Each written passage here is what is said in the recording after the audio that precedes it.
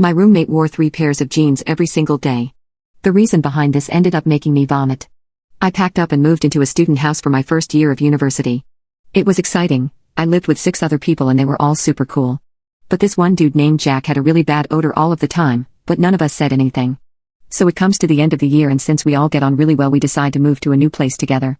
We move in to start the second year of uni but this guy's smell is getting dramatically worse. I don't even know how to describe it, like a mixture of mold, old cheese and body odor. It got so bad that none of us could eat in the same room as him, let alone sit next to him and actually have a conversation. What was also weird was that he used to wear 3 pairs of trousers at one time. Like some jogging bottoms, some jeans, and then another pair of jeans on top. We ignored the smell for another year until it became too much.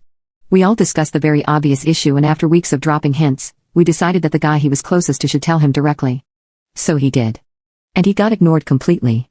But then another issue arises. We not only get mice, but a bed bug infestation. It was horrific.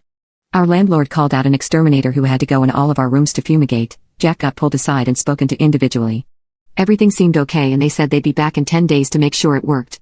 Jack still smelled really bad. But that seemed like the least of our troubles. Then suddenly Jack disappeared, saying he had gone home for a break. In the middle of the academic year. Anyways, the fumigators come back and me and 2 other girls were in the living room letting them do their thing. When the men come downstairs. I will never forget this conversation. Guy, have you noticed a strange smell about the guy in room 3? Me, yes, since we've known him. Guy. How would you describe that smell?